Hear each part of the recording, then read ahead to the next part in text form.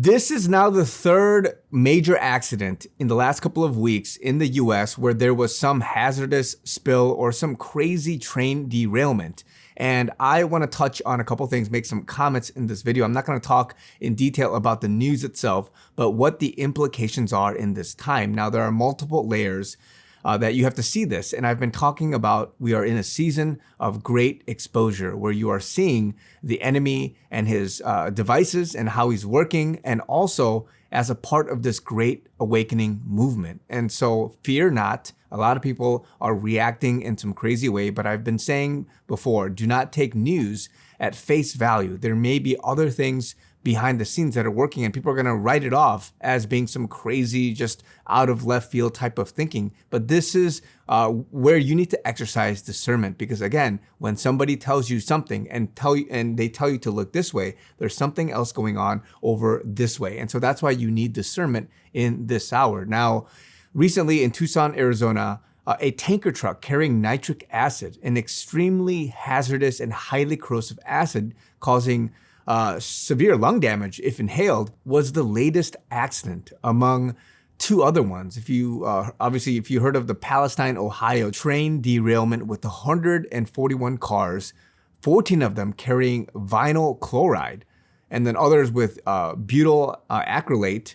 I can't even pronounce some of these. Ethixial crylate, ethene glycol monobutyl ether, isobutane, other combustible liquids, and benzene, right? So these are highly dangerous chemicals. And take a look at some of these images in the sky of Ohio. And now, again, I'm not going to get into some of the details of this particular accident and what it's causing with the water supply and how people are being told, hey, no big deal, just go back to your home and things like that, and just mixed messages. When come to find out, there's been a lot of people hospitalized, even passing away. Many things are happening right now. Some calling it a Chernobyl 2.0. This is how bad it is.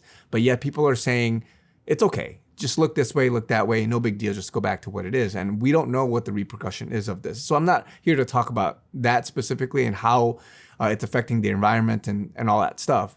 But the bigger question we have to ask is, why is all this coincidentally happening? Now, at the face value level, you could talk about the implications with the environment, the EPA, and where are the environmentalists coming out and speaking out against this and having some kind of change. You can talk about the train, the labor issues and all that stuff, and safety and protocols and all that. But the bigger question is, these things are happening and it's clogging the news cycles, right? And so it begs the question of, why now? Is it intentional? Is it coincidental? What is really going on? They're telling you to believe this, to look at this, not to worry about this, whatever it is. But what else is going on? And in another video, I'll talk about some of the other news that has also come up. But with regards to this particular piece of news and how it's taking center stage, where this is being shown in a specific light and other things are being kind of hush hush, you have to ask the bigger question of what is really going on here. Again, this narrative, right, of how it's being portrayed, it's at the forefront of news versus other things. I talked about the other day of this military ops thing. Why are not a lot of people talking about other seemingly quote unquote more important things? And why do these things just come out, right? The UFO stuff. Many things are just coming out, just kind of in your face, like, hey, pay attention to this. Now, I'm not trying to belittle the accident, and I'm not here to make the situation less than what it is. It's obviously a terrible situation. But again, when you appeal to somebody's emotions, when you use accidents and just catastrophic things to get people to think and act in a certain way, what else is coming out of this? Is there some kind of legislation that they're trying to push, something that they're trying to take away? That's the bigger question here, because these things can be, dare I say, manufactured. These things could be done with intentional foul play purposes. And so I'm not saying that's the case for this. It could have just been a crazy accident, but what are the chances of all these things coming out right now? And so again, I'm not trying to sound like a kook right now. I'm just asking the deeper question, because again, we're in a season for which people are thinking for themselves. They're praying about things. They're trying to ask the Lord for discernment on what to do instead of just being told what to do. yes, being told what to do could also be good wisdom, and it could be something that you should take seriously. But again, we are in a season of exposure. We're in a season of the Great Awakening. We're in a season for which people need to mature to the next level and start using critical thinking to get through life. Whatever decision you have to make. If you live in Ohio and you shouldn't be farming in that area anymore, but yet everyone tells you, no, it's okay, go back to your home. Come to find out you get cancer, I don't know, like in a year or two.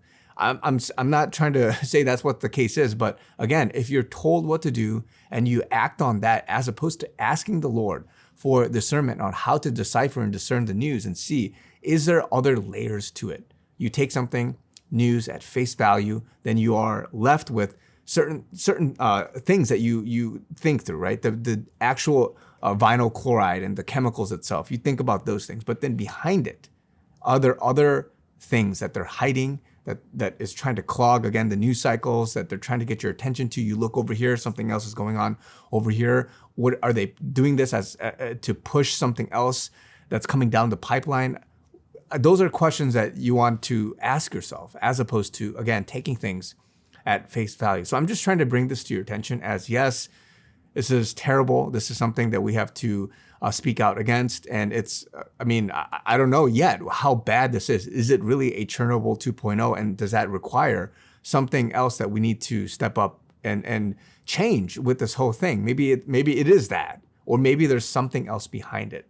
Whatever it is, God is shaking things up. He's allowing people to wake up in this season of the Great Exposure and the Great Awakening to make sure that you as a Christian, you are relying on the Lord. So if you are immediately impacted by any of this, or if you are just looking at it outside in and it's stirring your curiosity and allowing you to ask the bigger questions, then good for you. This is a good time, because this is where the sheep they're not going to run astray anymore. You have to slowly wake up and say, Lord, I want discernment from you. I want you to lead me. I want you to allow me to have safety, comfort, peace, despite all the things that are going on in the world. And so do not fear. Don't allow yourself to react in the flesh and be affected by your emotions and your feelings and all these different things, because God is a greater God and he's doing certain things and allowing certain things for a reason. But we as a body of Christ, we have to be able to